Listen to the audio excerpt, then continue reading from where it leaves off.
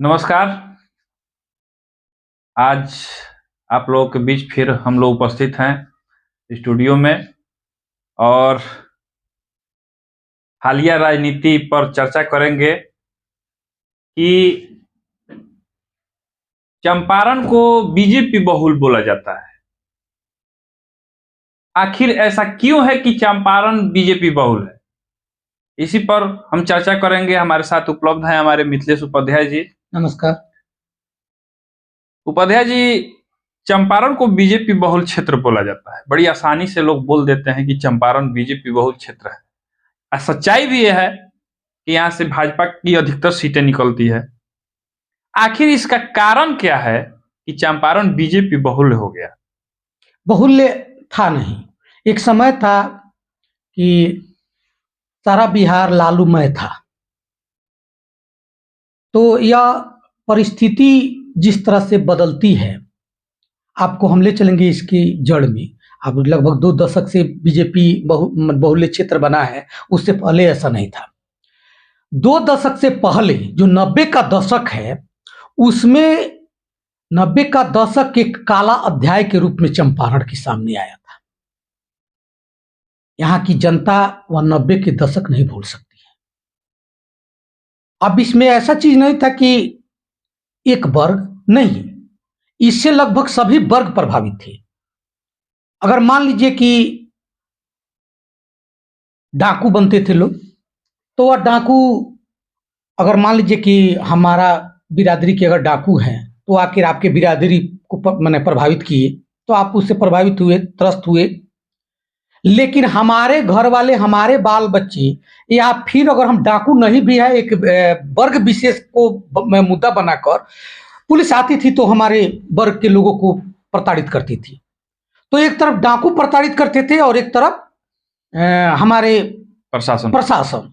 तो दोनों तरफ से लगभग सारा 90 के दशक में इतना ज्यादा सारी जनता प्रभावित हो चुकी थी कि वह इतना दिल में घर कर गया है कि वह निकल ही नहीं पाता है। तेजस्वी यादव जी की स्थिति देखिए, उनका जो कार्यकाल रहा काफी सुनहरा, मैंने उनका कार्यकाल बीता है, चाहे वह बहाली को लेकर हो, जुआओं को लेकर हो। लेकिन इतना बड़ा दाग लग चुका है 90 के दशक में, जो लालू यादव ने लगाया है, जो भुक्तभोगी होगा वो तो इसको नहीं भुला सकता है, उसके अंदर तो ही बैठा रहेगा। अच्छा, एक चीज लोग कहते हैं, जब हम लोग बात करते हैं कहीं कहीं, तो लोग कहते हैं कि आपने 90 का दशक नहीं देखा इसलिए इस तरह की बात बोल रहे हैं। आज के युवा शायद नहीं देखें। हाँ, आखिर उस समय होता क्या था, थोड़ा हमारे दर्शकों को बताइए कि सही 90 के दशक में होता था, या बिना मतलब का लोग बोलते हैं कि 90 का दशक आप नहीं देखे? नहीं, बहुत भयावह था, रूहें कांप जाती है। मैं अपनी आप बीती बताऊंगा, आप सुनेंगे तो आप कल्पना नहीं कीजिएगा कि वैसी स्थिति में लोग जिंदा कैसे बच गए। यहाँ जिस तरह से अंग्रेजों का शासन था और जितना त्रस्त लोग नहीं थे, उससे ज्यादा त्रस्त और वो हम अपनी आंखों से देखे हैं, हम खुद भुक्तभोगी है उसकी। आपको ले चलते हैं हम 90 के दशक में। बात 1998 की अगस्त माह की थी। उस समय हम बगहा डीएम एकेडमी में पढ़ते थे। उस समय छुट्टी में हम आए हुए थे, नवरात्रि की छुट्टी हुआ था, और नवरात्रि के छुट्टी में जब हम घर आए हुए थे तो सुखल चौधरी नाम का एक 10वीं सरगना थे, हमारे ही गांव के थे वो। हम लोग एक दूसरे को जानते भी हैं, देखते भी थे। मैंने वही ऐसा था कि अनजान नहीं था कि वो कोई बाहरी डाकू है, वहीं आके हमला कर दिया। तो घर आए हुए थे और एक घटना घटी थी कि 2 ठो डाकू एक मुठभेड़ में मारे गए थे, लगभग नवरात्रि के 2 दिन बाद। और उसके बाद में इंग्लिशिया एक बाजार है, वो बाजार लगा था, तो हम जा रहे थे, मैंने घूमने के लिए जा रहे थे, बाजार करने के लिए। बच्चे थे तो घूमने का थोड़ा विशेष शौक होता था, हालांकि घर वाले मना भी किए। जब हम वहां पहुंचे तो निकलने की सोच रहे थे कि जाएं कि नहीं जाएं, तो हमारे बगल में से निकले एक बहुत वृद्ध आदमी थे, केदार दुबे नाम था, बहुत सम्मानित व्यक्ति थे। आए तो उनके एक बेटा थे श्रीनिवास द्विवेदी, जो उस समय डीएम एकेडमी में टीचर भी थे और हमारे परिवार से मैंने काफ़ी सुंदर रिश्ता था उनका, रिलेटिव भी थे। आए तो कहे कि बाज़ार चल रहे हैं? हम कहे हाँ, बाज़ार चल रहे हैं। चलिए हम भी चल रहे हैं। कहे कि इनके साथ जाने से बहुत समझाते थे और वह उम्र था कि कोई अगर अच्छा बात बताता हो तो अच्छा नहीं लगता है। अगर कोई समझा रहा है कोई चीज़ तो नहीं अच्छा लगता है, तो हमको ये आभास था कि कुछ न कुछ समझाएँगे। फिर भी हम चले गए उनके साथ। तो काफ़ी राउंड करके, उस समय गाँव में पुल नहीं था, तो हम लोग लगभग 3 किलोमीटर की रेंज पार करके तब इंग्लिशिया चौक पर पहुँचते थे। स्थिति तो मान लीजिए कि विकास का स्तर इस तरह था कि उसको पूछिए मत, आज काफ़ी बदलाव हुआ है। जब हम वहाँ जाने लगे तो रास्ते में कहने लगे कि देखिए, आप अकेले हैं और एक ऐसे वर्ग से आते हैं कि आप अगर हल चलाइएगा तो लोग क्या कहेंगे, सारा खेत-बाड़ी बिक जाएगा, अगर पढ़िएगा नहीं तो ऐसे-ऐसे माने कुछ बातें बताते-बताते हम बाज़ार पहुँच गए। बाज़ार हमारा वो जलियांवाला बाग की तरह है, 400 समझिए कि दरवाज़ा है उसका। बाज़ार में गए, हमको कुछ लेना नहीं था, बाबा जी के लिए कुछ सामान था, च्यवनप्राश वगैरह, वही सामान खरीदे और लेकर निकले तो य गे एक वो माने गेट पर निकले तो वहाँ खड़े थे। कहीं चला जाए, हम कहीं अब हम कहे कि नहीं, नहीं जाएँगे, इसलिए कह दिए कि रास्ते में इतना हमको माने समझाए थे कि वह बाउंस कर जा रहा था, इसी डर से हम कहते थे कि अब इनके साथ नहीं जाएँगे, बड़ी हमको समझाते हैं। फिर दूसरे दरवाजे से निकलने की सोच रहे थे तो पता नहीं कैसे घूमते हुए उस दरवाजे पर चले जाते थे। लिखन तो बड़ा प्रबल होता है चंदन जी, हमको उस समय आभास हुआ। लगभग 3-4 बार निकले, 3-4 बार इनसे भेंट हुआ, तो हम कहे कि अच्छा कोई गलत बात तो समझाते नहीं है। फिर बाहर आए, मैं ठीक है चलिए। जब निकलने पर हुए, तो ये कह रहे हैं कि चलिए ना, नज़दीक पड़ेगा धर्मकता से होके हरा पार कर लिया जाएगा, पानी थोड़ा-सा है। हम कहे कि नहीं, इस समय लोग आते-जाते नहीं हैं उस रास्ते से, तो हम लोग जिस रास्ते से आए हम उसी रास्ते से चलेंगे। तो प्रेशर देने लगे। हम कहे ना, आपको जाना है तो जाइए, हम तो उस रास्ते से नहीं जाएँगे। कहे कि देखो,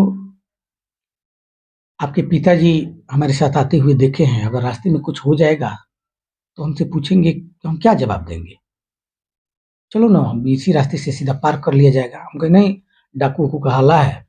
कह अरे! डाकू का इतना भय था कि आप कल्पना कीजिए कि उस समय एक वो अगर कहीं पटाखा भी चल जाता था, तो समझिए कि उस गाँव में 4 बजे दरवाज़ा बंद हो जाता था। रूहें काँप जाती है वह सीन वही याद करके। और हम वो दशक में देखे हैं, लालू यादव को देखे हैं, राम भजू यादव को देखे हैं, उनका जो समय था, सुखल चौधरी, नथु शर्मा, ये सब लोग उस समय डाकू हुआ करते थे, नंदलाल थे। माने ऐसे-ऐसे करके वहाँ पर वासुदेव के तो हम लोग नहीं माने रूबरू हुए हैं, लेकिन इन लोगों को हम प्रत्यक्ष बात कर रहे हैं। हाँ, भागड़ जादू, बंसी, ये सब थे यहाँ पर, रक्षा जादू, ये सब का एक अलग था। तो हम अब कहे कि ठीक है चलिए, मगर हम कहेंगे कि ना ही चलते तो अच्छा रहता। तो कह रहे कि नहीं देखिए, उनका एक बात आज भी याद है, कह रहे हैं कि देखो, उन्हीं का वो कुछ बिगाड़ेगा, जो उसका कुछ बिगाड़ा होगा। तो मेरी उम्र थी उस समय लगभग 12-13 बरस और वह वृद्ध ही थे, तो दोनों से भला दुश्मनी किसकी क्या होगी, और साधु प्रवृत्ति के आदमी थे। फिर भी हम लोग एक साथ चलना शुरू किए। रास्ते में बातें होती रहती थी। जब धर्माक्ता चौक पर आए, तो वहाँ देखे कि एक पुलिस की गाड़ी लगी हुई है। तब हमको हिम्मत आया कि चलिए, अगर चलिए आए हैं, तो अब दिक्कत नहीं है। मान लीजिए कि चौक पर पुलिस की गाड़ी लगी है। आगे बढ़ते गए, रास्ते में बात होते गया, यही सब बातें होती थी। दीन दशा की, आगे क्या करना है, क्या करोगे, पढ़ोगे लिखोगे तो क्या करोगे, ये सब माने बात, दूसरी कुछ बात नहीं हो रही थी। लेकिन थोड़ा शुरू से ही हमको जानते ही हैं कि मजाकिया किस्म के आदमी हैं। तो जब हम हारहा के नदी के करीब पहुंचे, तो ये कहे कि आप गमछी लिए हैं? चुनरी लाल का बचपन से ही रखते हैं और हम नहीं लिए हैं, तो एक काम करना है, गमछी हमको दे दीजिएगा, हम पार कर जाएंगे। तो हम कहें कि हम करिए, आप तो बच्चे हैं, लंगटे माने नंगा होकर भी पार कर जाइएगा। ठीक है कह रहे हैं। मान लीजिए कि आपका उम्र हो गया है, अब 5 बरस 10 बरस जिएगा, उतना ही दिन इज्जत बचाना है, हमको अभी बहुत दिन इज्जत बचाना है, ये काम आप कीजिए। इसी पर वह थोड़ा माने मजाके में हाथ मारने चलाने के लिए उठाए। अभी ऐसे कर ही रहे हम लोग, आपस में ताली बजा के हंस रहे हैं, तब तक आवाज आया पीछे से, साला रुको। हम पीछे देखे, लगभग 3:30 पौने 4 की बात हुई दिन में। तो हम कहे कि इस समय डाकू कहाँ से आएंगे, लग रहा है उस समय बद्रीनारायण पांडे जी थे, जो चंपारण पुत्र के नाम से भी प्रसिद्ध हुए थे, केवल शहीदी जत्था को लेकर। तो यह शहीदी जत्था नामक समिति बनाते थे, ग्राम रक्षा दल। तो हमको लगा कि कहीं का ग्राम रक्षा दल है और हम लोग को ऐसे डरवा रहा है। लेकिन उसमें से देखे कि एक अंसारी नाम का बदमाश था।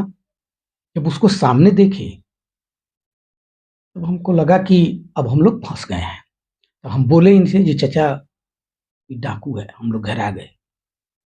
तो ये हमको हिम्मत दी है उस समय। बोले कि अच्छा तो क्या दिक्कत है, हम लोग किसी का कुछ थोड़े बिगाड़े हैं, हो सकता है कोई बात पूछने के लिए रोक रहा हो। उसके बाद तब सुखल निकला तो एक हाथ में बंदूक रख के और एक हाथ से ऐसे धकियाते हुए ये दुबे जी को लेकर बढ़ने लगा। दुबे जी एक ही बात पूछ रहे थे कि पहलवान एक खलीफा, बताओ ना, हम जो पूछना है पूछ लीजिए यहीं पर। तो धकियाते हुए ले जाने लगे, चल। और कुछ नहीं बोल रहा था। हमारे पास वो अंसारी नाम का जो बदमाश था वो खड़ा था। तो वो कह रहा है कि तू क्या रुक गया, चलो। तो हमको एक हिम्मत ये था कि वो अंसारी के साथ हम लोग वो कंचे नहीं होता है सिसैली, वो भी खेले थे, तो गांव में ही रहता था। पहले तो मान लीजिए गांव ही के सब डाकू लोग निकल गए थे, तो वो हिम्मत था। तो हम उसको बोले कि तुम्हारा औकात है हमको ले जाने का। कह रहा है कि चलेगा कि एक आध कुंदा दें, बंदूक के कुंदा से दिखाया कि चलेगा कि एक आध कुंदा दें। तो उसका मुंह पूरा बक बक बदबू कर रहा था, पी के भक्त था वो। तो हमको लगा कि नशा में है ये है और डाकू है ये है, 2-4 कुंदा कसिए देगा तो हम क्या करेंगे। हम भी बढ़ने लगे। हमको ये लगा कि चल रहे हैं तो धीरे धीरे आके इंग्लिशिया और धर्मकता की जो सड़क आ रही है उसके मोड़ पर ले जाकर खड़ा कर दिया। तो उस पर एक छोटा छोटा पेड़ था, वहीं पर हम लोग खड़े हो गए। खड़ा होने के बाद में हमको यह आभास हुआ कि डाकू अगर अपहरण के लिए पकड़ते हैं तो हम देखे थे कि सबसे पहले वो एक जड़ी सुंघा देते हैं। जड़ी समझते हैं, पहले वो इतना पीट देते हैं कि वो यहाँ रहेंगे तो आप फलांग पर आगे दौड़ते दौड़ते दौड़ते चलिएगा। तो हम लोग को दोनों आदमी को कुछ क्योंकि मारा नहीं, फिर ऐसी क्या परिस्थिति है, हो सकता है कुछ पूछे। तो पूछने लगे कि बताओ ना क्या पूछ रहे हो बताओ। तो वह नीचे चला गया था और हम लोग बांध पर खड़े थे। इस समय रोड बन गया है, उस समय वो कच्चा सड़क था, उसके बगल में बांध बन रहा था, उस बांध पर खड़ा होते दोनों आदमी। अभी वो आगे बात कर रहा है सुखल चौधरी केदार दुबे से, तब तक पीछे से ही अंसारी नाम का जो बदमाश था फायर कर दिया। हे भगवान करके गिर गए। दुबे जी पर मतलब फायर कर दिया, गोली मार दिया उनको। जब वो गिरे तो उनका चश्मा था वह ऊपर चढ़ गया। और जब हम देखे तो हमको एक मैंने ऐसा हो गया कि अब हमको मारेगा। तो हम दौड़ते हुए सुखल के पास गए और कहे कि काका हमको बचा लो।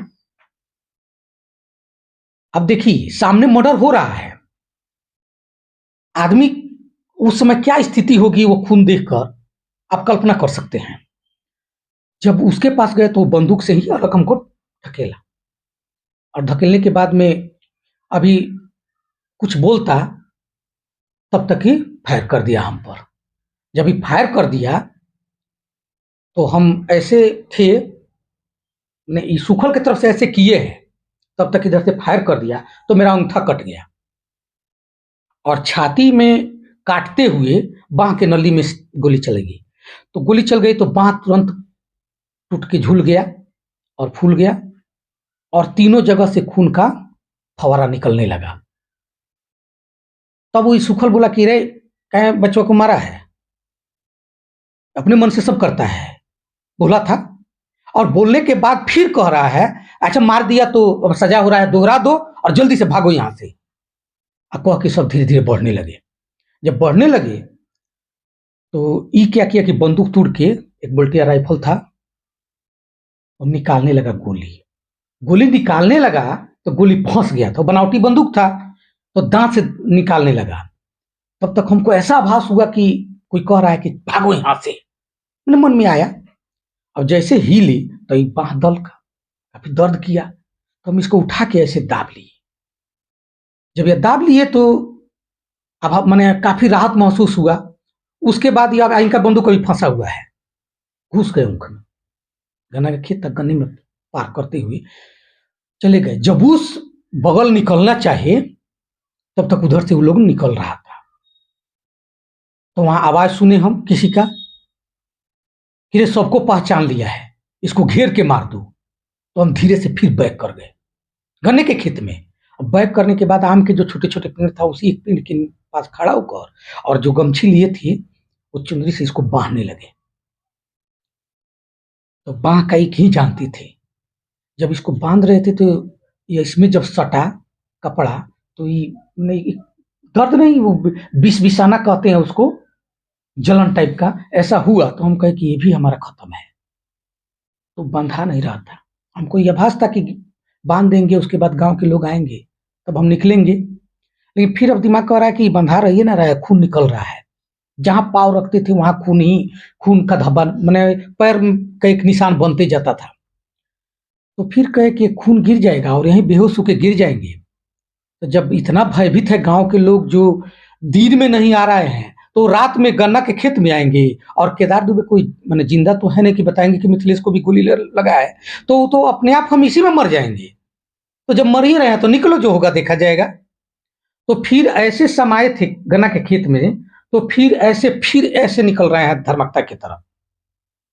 और धर्मकता की तरफ जैसे निकले, एक पैर अभी खेत में है और एक पैर बांध पर रखे निकलने के लिए। तब तक उसमें एक रंभू नाम का जाना था, वो बोला कि है पंडित, कहाँ जा रहे हो? हम देखे कि भाई, तो हम बाहर निकलो। तो हम कहे कि बाहर काहे के निकले, मारना है तो मार दो, बाहर निकलो ना। तो निकले बाहर, कहे चलाओ गोली मार दो। हम समझ लिए कि अब तो ही मार देगा। तो कह रहे कि गांव की तरफ भागो, इधर कहाँ जाओगी, गिर जाओगी। तो हम कहे कि आगे वो तो मैं केदार दुबे को मारा है और वहां पर खड़ा होगा तो कोई नहीं है, भागो भागो। अब हमको लगा कि एक बार सुने हैं कि दौड़ा के भी मारा जाता है, तो कहीं हमको दौड़ा के तो मारने के चक्कर में नहीं है, बचपन में थे, बुद्धि उसी तरह का था। फिर कहे कि अच्छा देख रहे हैं, तो इसके तरफ देखते हुए या धीरे धीरे अब गांव की तरफ मैंने बढ़ने लगे। यहां से ऐसे इशारा कर रहा है। जब केदार चाचा के रिश्ते में चाचा लगते थे वो, तो उनके लास्ट हम पार कर गए और इनकी दूरी देख लिए तो हम कहें कि इनके रेंज से बाहर है। तो जितनी बची खुची शक्ति थी शरीर के अंदर, सब पूरा लगा के और दौड़ गए। जैसे हम दौड़े तब तक इधर से चिल्ला दिया, दौड़ रहे अंसरिया, तुम्हारी तरफ से निकल के भाग गया। अब आगे आगे हम दौड़ रहे हैं, गन्ना में से निकल के पीछे पीछे वो दौड़ने लगा। तो जो आज रोड बना है वह हरहा के नाली की तरह था। इस समय इस साइड में भी ऊंचा बांध था, इस साइड में भी ऊंचा बांध था। तो हम दौड़ते दौड़ते बांध पर चढ़ गए और यह नीचे नीचे दौड़ने लगा और कह रहा है कि रुक न तो गोली मार देंगे। 2 बार जब कहा तो हमारा दिमाग किया कि कहा कि इसका बंदूक फंसा हुआ है, इतने नजदीक से मारना रहता तो मार नहीं देता, इसकी बंदूक फंसी है, ये नहीं मार सकता है। अब और हिम्मत के साथ भाग रहे हैं, कह रहा है रुक नहीं तो मार देंगे। हम कह रहे हैं कि मारना है तो मार दो, लेकिन अब हम नहीं रुकेंगे। आप दौड़ रहे हैं। फिर हमारा दिमाग काम कर रहा है कि वहां एक फिर तीसरा अपना मतलब कि छठा ज्ञानेंद्री काम की इसका बंदूक न फंसा है, मैं तो घायल हो चुका हूं, मेरे दोनों हाथ खत्म है, छाती में क्षति की नहीं जानते थे अभी, दोनों हाथ घायल है। तो गला दाब के ही वहां मार दे तो क्या करेंगे, और हरहा में तो अभी पानी है। तो वहां से अब हम पूरी शक्ति लगा के चिल्लाए गांव के लोगों से कि दौड़ा जाओ, केदार दुबे का मुंगा दौलत। तो इधर से लोग डांफे और एक आध फायर किए, तब यह लौट गया। जब इसको देख लिए कि लौट गया, तब हमारा अब शक्ति जवाब देने लगा। वहां तक तो जान की कीमत बड़ी होती है। कोई नहीं चाहता है कि हमारी जान निकले। तो कहा भी गया है कि जान और पैसा बड़ी मुश्किल से पास से निकलता है। वहां जब पहुंचे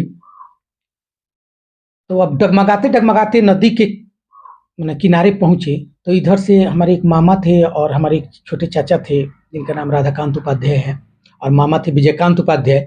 ये दोनों आदमी आए इधर, और ये चाचा हमारे बोले कि अरे दौरा जना हो, हमारे मिथिलेश हो, अभी कोई हमको देख नहीं रहा है, तो पूछ रहे हैं कि किसको गोली लगी है। अभी केदार दुबे का मुंगा धड़ा सा तरह दे में कैसन खून है, हमरो गोली लग गई बा। अब उसके बाद वो बंदूक हाथ में लिए थे, ग्राम रक्षा दल में थे, तो वो फेंक के शरीर का इंक्वायरी करने लगे। तो ये अंगूठा को जानते थे हम, बाह का जानते थे। जब शर्ट इतना दूर जला हुआ देखे ना, और उसका राइफल देखे थे, तो हम कहे कि हमारे छाती में राइफल की गोली लग गई है और हम नहीं जिएंगे, और वहीं कह के गिर गए। वहां एक हाथ से हमको पकड़े, उसके बाद में मामा पकड़ लिए। मामा सबसे पहले अपना मर्दानी खोल के, जो मैंने पहने थे उसको खोल के बाह को बांधे, छाती को बांधे, और उसके बाद टांग के इस पार लाए लोग। माँ मेरी उस समय घर से नहीं निकलती थी, जानते ही हैं घर की, उस समय मेरी दादी थी, बाबा जी थे, सब लोग, तो असंयुक्त परिवार था।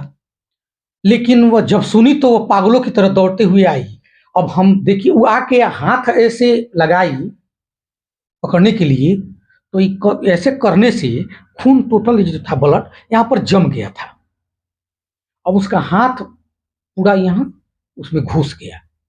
जो लोग देखे थे तो हमको तो बोलने का मैंने शक्ति नहीं था, बोल नहीं पा रहे थे, लेकिन सुनाई पड़ा था, देख रहे थे, इतना आभास था। तो लोग को आ रहा था कि अरे बचवा का तो लाद निकल गया है, बचेगा कैसे, गोली इसके पीठ में लगी है। तो वो गोली मान लीजिए कि वहां से उनको पकड़ के अलग हटाया लोग, ला कर एक खटिया पर हमको सुला के खाटे पर लेके, और जिस रास्ते से हम लोग इंग्लिशिया गए थे वह रास्ता पकड़ के फिर लोग इंग्लिशिया चौक पर पहुंचे। वहां पहुंचे तो कोई सवारी नहीं थी, उस समय उतना सवारी भी नहीं था, लेकिन प्रभु की माया, बचने वाला था मैं, या जिंदगी देखने वाली थी। तो कहीं से एक बस आ रहा था, तो उस बस के और परिवार की पृष्ठभूमि ऐसी रही है मैंने उस क्षेत्र में कि सब लोग की सहानुभूति थी। बस को घेर लिया लोग, और जितने लोग बीच में चढ़े थे उस सबको उतार दिया गया कि नहीं, आपको दूसरे सवारी से भेज दिया जाएगा, पहले बस से उतरिए, और नहीं तो बेतिया ही गाड़ी रुकेगी। और उसके बाद उसमें हमको चढ़ा के और लाया गया। तो इमरजेंसी वार्ड तक आने तक मैं बेहोश नहीं हुआ। मुझको ऐसा लग रहा था, जब मैं आँख के सामने अंधेरा छाता था ना, तो लगता था कि अब हम मर रहे हैं। तो ऐसे करके देखने लगते थे तो पूरा प्रकाश आ जाता था। अब बोलने की शक्ति नहीं थी, चलने की शक्ति तो पहले ही खत्म हुई, उसके बाद बोलने की शक्ति खत्म हो गई। उसके बाद अब देखने की शक्ति थी, जिसको इमरजेंसी वार्ड में जाने के बाद तक मैं नहीं खोया। और वहां जाने के बाद ब्लड मैंने चढ़ाना डॉक्टर शुरू कर दिया, और इंक्वायरी किया तो कहा कि नहीं, जान पर कोई खतरा नहीं है, गोली अंदर सीने में नहीं लगी है, बाह की स्थिति है, तो कल एक्सरे के बाद देख लिया जाएगा, खतरे से बाहर है। अब आप बताइए कि वैसी परिस्थिति से जूझने वाले क्या कल्पना कर सकता है कि फिर वैसा शासन आए। अच्छा, ऐसी परिस्थिति तो सिर्फ एक आप नहीं होगा, बहुत सारे बहुतों लोग के भी साथ होंगे, जी, जी। और वो तो देखे हैं और अपने पीढ़ी को बताए होंगे। सीताराम पांडे उस समय मारे गए, राजीव दुबे, केदार दुबे मारे गए। तो केदार दुबे के परिवार में जितने लोग हैं, सीताराम पांडे के परिवार में जितने लोग हैं, हमारे परिवार में जितने लोग हैं, या जिनका अपहरण किया गया हो, जिनको उतना प्रताड़ित किया गया हो, उनके परिवार के लोग कैसे जुड़े? सीताराम पांडे या केदार दुबे ही नहीं, आपके गांव, वो गांव के सारे लोग तो देखे हैं, सभी तो बताए होंगे, और उनके जो अपना रिलेटिव है, वैसे से अगर हर गांव में पुलिस भी आती थी तो अपने भड़ास निर्दोषों पर उतारती थी। अच्छा, इस चीज को, ये तो हुआ, वो सब था, लेकिन एक चीज अब बताइए कि क्या आज बिहार सुरक्षित है? क्या 90 के दशक में जो हो रहा था उससे अलग उसकी परिभाषा शायद बदल गई हो, लेकिन क्या अभी बिहार में क्राइम नहीं हो रहा है? ठीक है, हम इस बात को बता रहे हैं। क्राइम, देखिए, क्राइम तो त्रेता में नहीं खत्म हुआ था, रत्नाकर डाकू ही तो वाल्मीकि बने थे। तो जो आप कह रहे हैं जीरो जीरो टॉलरेंस, तो अब क्या होगा, कल कल किसने देखा है। हमेशा तो न्यूज में आता है कि यहाँ गोली चल गई, वहां गोली मार दिया गया, वहां गोली मार दिया लेकिन गया। जो स्थिति उस समय थी, जिस समय 3 बजे दरवाजा बंद हो जाता था, वो आज नहीं, वो तो आज नहीं है। नहीं। आज उस समय किसी को भी पकड़ लिया जाता था और उसको चाहे अगर पैसा नहीं दे तो मार दिया जाता था। हाँ। आज ये है कि नहीं, हमको पर्सनल उससे मैटर है तो उससे हम फरियाद करेंगे। उसके लिए मान लीजिए थोड़ा सा कानून को आप दोष दे सकते हैं कि कानून की स्थिति इस समय ढुलमुल रवैये के चलते नहीं चल पा रही है। आदमी मर्डर भी कर देता है तो बेल करा लेता है, वो ठीक है, हम मानते हैं कि वैसी स्थिति है, आज भी है। आज भी क्राइम कुछ स्थिति तक, मान लीजिए कि जो क्राइम उस समय डाकू मतलब करते थे, क्राइम आज भी है, परिभाषा में थोड़ा बदलाव हो हुआ गया है, लेकिन वैसी जो भयानक स्थिति थी वैसी नहीं है। आम आदमी अब थोड़ी ना, एक जिसके पास कुछ नहीं है, 10 रुपया पॉकेट में है, वो भी निकाल लिया जाता था, रास्ते में पकड़ के किडनैप किया जाता था, उनको भी किडनैप किया जाता था। ये परिस्थिति तो नहीं है। आज वो निर्भीक है, निडर है, निडर है। किसी को पर्सनली अगर किसी से मैटर है तो वो अपना, तो यह बनाने में तेजस्वी जी को बहुत समय लगेगा। अभी वह दाग धोएं, उनके पिताजी का दिया हुआ दाग है चंपारण को, और यह चंपारण अभी भूला नहीं है। शायद आने वाली, जैसे कि अभी शासनकाल इनका जो बीता है, इस तरह का धीरे धीरे लोग के मानस पटल पर, लोग तो अपने पिता को जो पालनहार होते हैं, पाल पोस कर बड़ा करते हैं, उनकी मृत्यु के कुछ दिन के बाद उन्हें भूल जाते हैं। एक चीज, इस चंपारण का नाम है मिनी चंबल हो गया था। हाँ, और मिनी चंबल इतना मशहूर हुआ, नरसंहार होता था उस समय। केंद्र सरकार एक स्पेशल फोर्स बनाई चंपारण के लिए, स्पेशल एक फोर्स का गठन हुआ जिसका नाम था ब्लैक पैंथर। स्पेशल चंपारण के लिए बना था जी। जानते हैं आप, छोटी मोटी बात एशिया के सबसे बड़ी डकैती आपके चंपारण में हुई थी,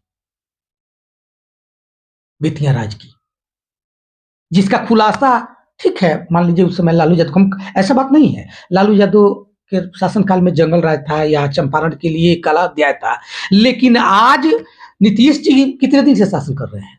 2005 से। इतना दिन समय बीत गया, उसका खुलासा हुआ? तेजस्वी जी का भी बीच में शासन आया था, उसका खुलासा हुआ? नहीं होगा। जबकि एशिया के सबसे बड़े डकैती का नाम आया था उस समय। कितनी संपत्ति उस खजाने से गायब हुई है, डकैती हुई है, चोरी हुई है, जिसका अंदाजा शायद प्रसाद माने उस राज परिवार प्रशासन में जो देखरेख करता है उसको भी नहीं है। कितनी संपत्ति अथाह, कब 90 के दशक में जितनी स्थिति भयावह थी, जितने नरसंहार होते थे, वो तो अब बंद है। आदमी, आम इंसान क्या चाहता है? मैं 2 रोटी का पैसा कमा रहा हूं तो चैन से वो 2 रोटी खा सकूं। हमको नहीं चाहिए 2 रुपया कमा रहा हूं, 2 ही रुपये चाहिए।